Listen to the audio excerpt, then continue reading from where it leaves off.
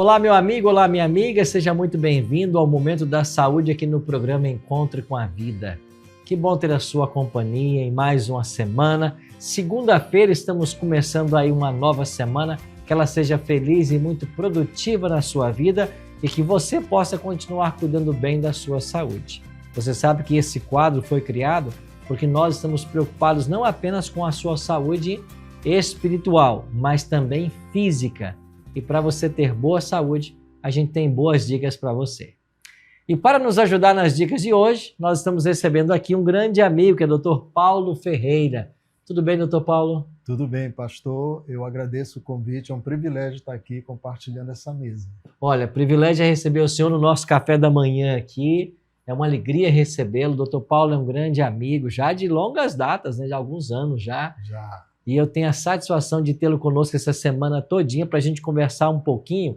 Ele é cardiologista, intensivista também, diz assim, né, doutor? Isso. Porque cuida lá de uma CTI, né? Isso, que Centro de Terapia Intensiva. De terapia intensiva, e vai responder a muitos questionamentos que nós faremos para nós termos um bom coração, para termos boa saúde. E para entendermos também alguns procedimentos que às vezes acontecem na família e a gente fica completamente perdido. E eu já queria começar falando sobre isso. Bom, antes deixa eu apresentar aqui o currículo. O Dr. Paulo fez medicina na Universidade Federal do Pará.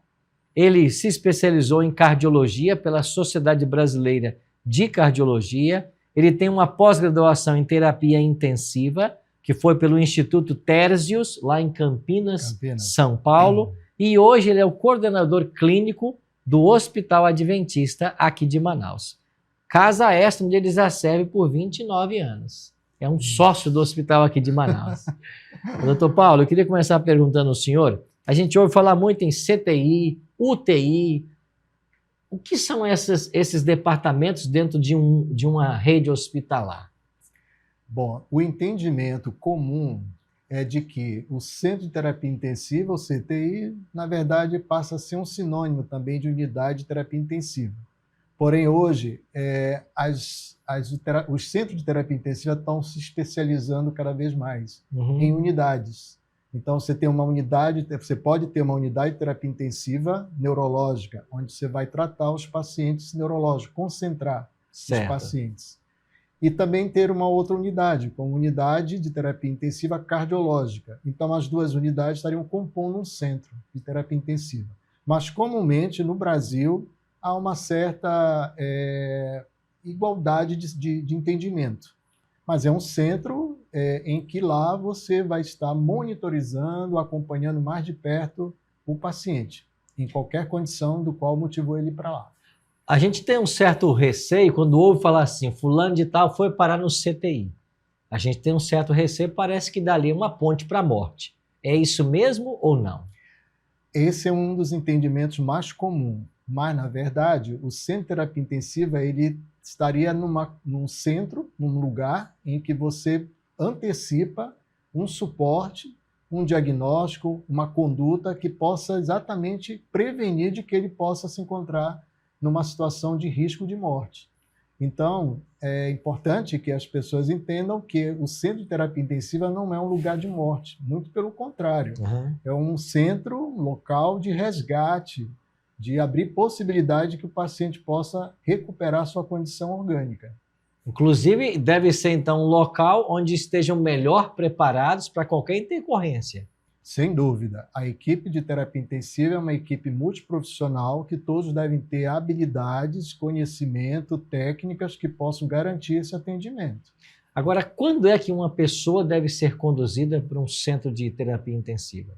Então, são as indicações e tem duas grandes indicações. Uma é quando o paciente, por qualquer condição, ele precisa do suporte de vida avançado, que significa dizer que ele depende de uma oxigenação pelo artifício, pelo algum suporte ventilatório, ou a sua circulação, sua pressão arterial, que é o componente fisiológico que expressa isso, o estado de choque, quando a pressão está muito baixa e você não consegue recuperar se não for com outras estratégias, que no centro de terapia intensiva você vai ter, então, essa disponibilidade.